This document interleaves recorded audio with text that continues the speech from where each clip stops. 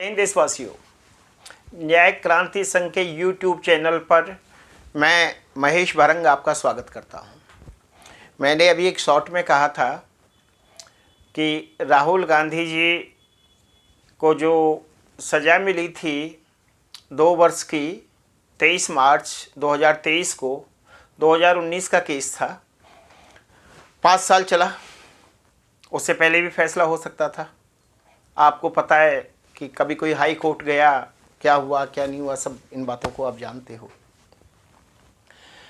2023 में फैसला आ गया और जज साहब को गुंदोज के आधार पे लगा कि राहुल गांधी जी की सज़ा 2 साल की होनी चाहिए, यानी अधिकतम। उसके बाद राहुल गांधी जी ने सेशन कोर्ट में अपील डाल दी। अपील में उन्होंने सज़ा पे स्टे मांगी थी। तो स्वाभाविक है कि उसका फैसला हुआ है दरखास्त का। अब उस दरखास्त का फैसला तभी हुआ होगा जब सेशन जज साहब ने वो फाइल पढ़ी होगी, उस पर आए हुए साक्ष्य देखे होंगे, अवलोकन किया होगा। कितना अच्छा होता कि अब तक अगर डिस्ट्रिक्ट कोर्ट के सेशन जज का फैसला आ गया होता गुंदोज के आधार पर, और यह केस हाई कोर्ट से फैसले पर आकर और उच्चतम न्यायालय इस पर अपना फैसला दे देता। अगर ये फाइनल फैसला हो जाता तो जिन जिन लोगों ने जिन जिन की मानहानि कर रखी है उनके लिए कितनी बड़ी नज़ीर बन जाती कि भाई जो जिसकी मानहानि करेगा उसकी 2 साल की सज़ा है। कितने लोगों को राहत मिलती जिनकी मानहानि हो चुकी है। न्याय की देरी किस तरह से समाज को प्रभावित करती है, और न्याय के जो मूल उद्देश्य है कि समाज में कानून का राज रहे और भय रहे कि यदि आप कानून तोड़ोगे तो आपको सज़ा मिलेगी। मेरे देशवासियों, राहुल गांधी जैसे प्रसिद्ध व्यक्ति का केस 5 साल में तो ट्रायल में पूरा होता है, और समझ से परे है कि जो सेशन कोर्ट में अब तारीखें लगेंगी उसमें क्या प्रयोजन है। अगर ये प्रयोजन है कि जज साहब के पास काम ज़्यादा है तो ये जो बैकलॉग चला आ रहा है इसकी चिंता तो माननीय उच्चतम न्यायालय को बहुत पहले करनी चाहिए थी। लेकिन क्या यह सज़ा अगर ऊपर वाले किसी भी कोर्ट ने 1 महीने भी कम कर दी तो इसका परिणाम क्या होगा। जो राहुल गांधी जी की सदस्यता गई है वह सदस्यता तो उनमें उनके लोकसभा क्षेत्र के देश के नागरिकों के वोटों के कारण आई थी। अब आप ये देखिए कि एक सांसद का फैसला जो हो सकता था और उससे एक नज़ीर पेश हो सकती थी पूरे देश के लिए, और उससे देशवासियों में न्यायालयों के प्रति सम्मान बढ़ता, क्यों रुका हुआ है वो। और यदि उसमें मैं फिर कहता हूं कि अधिकतम सज़ा है, ऊपर वाला कोर्ट यदि उस सज़ा में कुछ भी कटौती कर देता है तो जो अब तक राहुल गांधी जी के साथ हुआ है, सांसद थे, सदस्यता गई, तो स्वाभाविक है सदस्यता के साथ निवास भी जाना था। लेकिन मैं फिर वही कह रहा हूं, यदि किसी की मानहानि करने का एक फैसला इसी तरह से माननीय उच्चतम न्यायालय से जल्दी आ जाता, तो क्या जिन लोगों की मानहानि और लोगों ने की है और उनको सज़ा मिल जाती, तो जो पीड़ित हैं उनके साथ न्याय नहीं हो जाता? मेरे देशवासियों, ये जो देरी से न्याय की समस्या है, इससे चाहे कोई आमजन है और चाहे कोई सांसद है, वह सब जूझ रहे हैं, आवाज़ कोई नहीं उठा रहा। अब कभी कभी तो ऐसे लगता है कि इसमें तीव्रता क्यों नहीं लेके आना चाह रहे? क्या कोई खेल है या खेला है?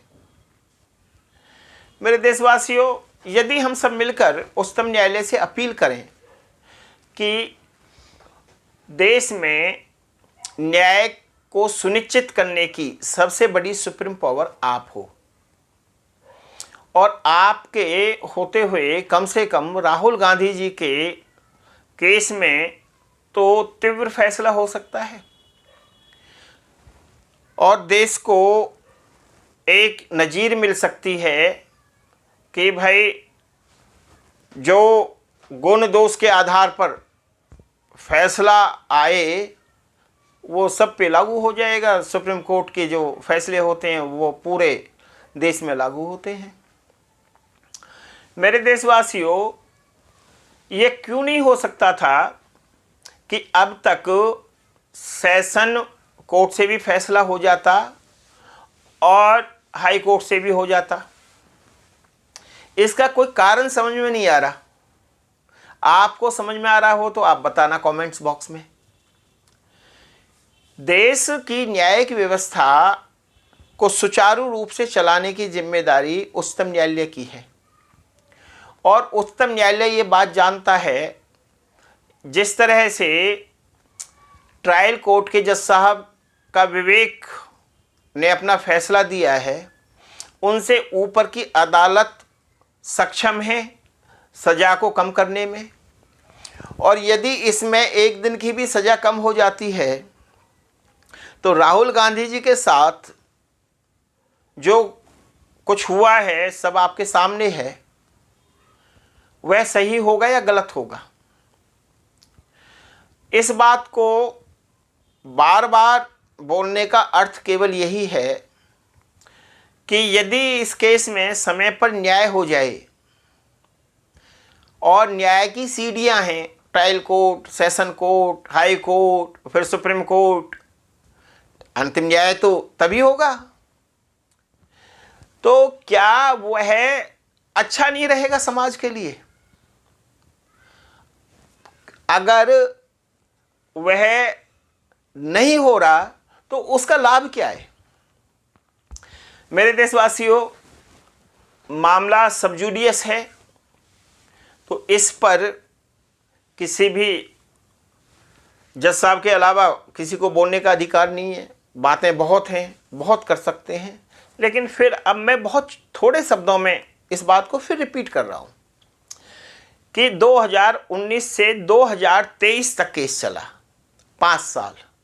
यदि इसका फैसला 2020 और 2021 में ही हो जाता तो इसका क्या इफेक्ट होता? और नहीं भी हुआ, ये 2023 में ट्रायल पूरा हुआ, माना ट्रायल में जो कुछ आना था साक्ष्य वो आ चुके, तो ऐसा क्या कारण है कि सेशन कोर्ट इसमें जल्दी फैसला नहीं दे सकता? सेशन कोर्ट फैसला करे तो इसका हाई कोर्ट से फैसला हो जाए, हाई कोर्ट से फैसला हो जाए, इससे सुप्रीम कोर्ट से फैसला हो जाए, और दूध का दूध और पानी का पानी हो जाए, और कम से कम मानहानि के केसों पे तो ये निश्चित हो जाए कि भाई जो कोई किसी की मानहानि करेगा और इस तरह के साक्ष्य आएंगे तो उनको 2 साल की सज़ा मिलेगी। इसमें किंतु परंतु क्या है?